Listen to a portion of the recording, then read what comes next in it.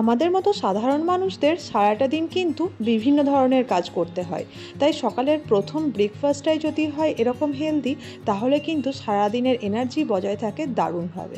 নমস্কার সকলকে, আমি অর্চিতা, অর্চিমিত রেসিপি মার চ্যানেলে আপনাদের সকলকে স্বাগত জানাই নতুন একটা রেসিপির সাথে। কথাতেই আছে, এ healthy nourishing breakfast sets the tone for a productive day. তো সকালে ঘুম থেকে উঠেই প্রথম যে ব্রেকফাস্টটা আমি করে থাকি সেটা কি করি সেটাই আজকে আপনাদের সাথে শেয়ার করব। বিট, গাজর, আমলকি এবং কাঁচা হলুদকে ছোট ছোট করে কুচি করে নিয়েছি। আমি এখানে একটা বিট, হাফ গাজর, একটা গোটা আমলকি এবং 1 ইঞ্চি পরিমাণে কাঁচা হলুদকে এরকম ছোট ছোট কুচি করে কেটে নিয়েছি। সেগুলোকে খুব ভালোভাবে জল দিয়ে ধুয়ে একটা ব্লেন্ডারের মধ্যে নিয়ে সেটাকে খুব সুন্দরভাবে একটা স্মুথ পেস্ট বানিয়ে নেব। এর সাথে কিন্তু আপনারা অল্প একটু পরিমাণে আদা এবং কয়েকটা পুদিনা পাতাও অ্যাড করতে পারেন। ব্লেন্ডারের মধ্যে কেটে নেওয়া এই বিট গাজরগুলোকে দেওয়ার পরে অল্প অল্প করে জল দিয়ে বারে বারে এটাকে কিন্তু ভালোভাবে স্মুথ পেস্ট বানাতে হবে। আচ্ছা, হেলদি গ্লোয়িং স্কিন এবং হেলদি বডি কে না চায় না বলুন তো? এই যে জুসটা আপনাদেরকে বানিয়ে দেখাচ্ছি, এটাতে কিন্তু ভ্যারাইটি অফ এসেন্সিয়াল নিউট্রিয়েন্টস আছে, যেমন আয়রন, ফোলেট, ভিটামিন সি এবং আরও অনেক কিছু। এটা যেমন ব্লাড ফ্লো বুস্ট করে, তার সঙ্গে সঙ্গে আমাদের স্কিনে রোজি রেডিয়েন্ট গ্লো এনে দেয়। এছাড়াও হেয়ার গ্রোথে সাহায্য করে, হাই ব্লাড প্রেশারকে লো করতেও কিন্তু সাহায্য করে এই হেলদি ড্রিঙ্কটা। এর সাথে সাথে ইমিউনিটি পাওয়ারকে যেমন বুস্ট করে, হেলদি ওয়েট মেনটেন করতেও কিন্তু সাহায্য করে। আর দেখুন, জুসটা কিন্তু একদম তৈরি হয়ে গিয়েছে। আগের দিন রাতে আমি 2 চামচ চিয়া সিড ভিজিয়ে রেখেছিলাম হাফ কাপ জলে। তো সেই চিয়া সিডসটাকেই 2 কাপে সমান ভাগে ভাগ করে নিচ্ছি।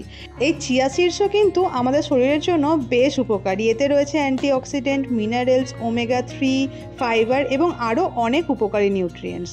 তো যদি আপনাদের বাড়িতে থাকে অবশ্যই এটা খেতে পারেন, আর যদি না থাকে তাহলে স্কিপ করতে পারেন। চিয়া সিডসটা ওই বিটরুট জুসে দেওয়ার পরে ভালোভাবে মিশিয়ে নিলাম এবং তারপরে ওপর থেকে দিয়ে দেব অল্প একটু পরিমাণে গরম জল। ব্যাস, তাহলেই কিন্তু এই জুসটা একদম তৈরি হয়ে যাবে। এই যে জুসটা আপনাদেরকে দেখালাম, এটা দেখলেন নিশ্চয়ই বানানো ঠিক কতটা সোজা, এবং তার সঙ্গে সঙ্গে জানতেও পারলেন এটা আমাদের শরীরের জন্য ঠিক কতটা উপকারী। তাই অবশ্যই বাজারে যদি বিট, গাজর, কাঁচা হলুদ, আমলকি এসবগুলো দেখতে পান তাহলে অবশ্যই নিয়ে আসবেন এবং এরকমভাবে বাড়িতে হেলথ ড্রিঙ্ক বানিয়ে খেতে পারেন। এটা কিন্তু বাজারে যে বিভিন্ন ধরনের হেলথ ড্রিঙ্কগুলো থাকে তার তুলনায় অনেক বেশি উপকারী এবং বাড়ির তৈরি।